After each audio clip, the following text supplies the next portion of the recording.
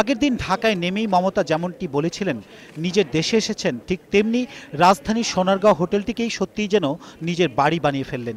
কিভাবে তিনি পশ্চিমবঙ্গের মাটি মানুষের সঙ্গে মিশে যেতে পারেন তা আঁচ করা গেল বাংলাদেশের শিল্পী সাহিত্যিকদের সঙ্গে কুশল বিনিময়ের ধরন দেখে।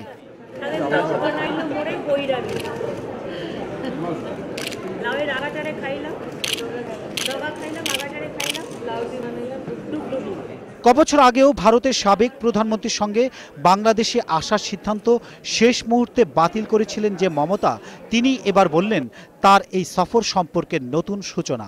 জিওগ্রাফি যতই বাউন্ডারি থাকুক, মনের বাউন্ডারি কিন্তু একেবারে একাকার, মনে কোনো বাউন্ডারি নেই।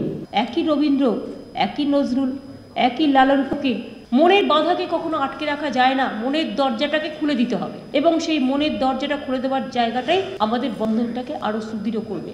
কেন্দ্রের সদিচ্ছা থাকার পরও পশ্চিমবঙ্গ রাজ্য সরকারের অনীহার কারণে বহুল কাঙ্ক্ষিত তিস্তা চুক্তি না হলেও এবার তাঁর প্রতি আস্থা রাখার আহ্বান মমতার।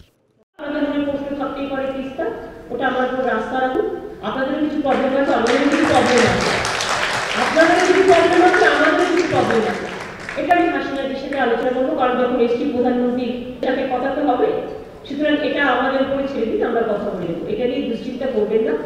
আমরা পদ্মা, মেঘনা, গঙ্গা, যমুনা এর মধ্যে আমরা কোনো ভাগাভাগি কখনো দেখি না। মমতা ব্যানার্জির সফর সঙ্গীদের সঙ্গে ব্যবসায়ী ছাড়াও আছে পশ্চিমবঙ্গের নামকরা গায়ক অভিনেতারা।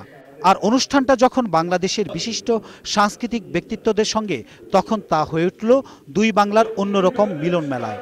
দুই বাংলার গান পরিবেশনেও মধ্যমণি সেই মমতাই।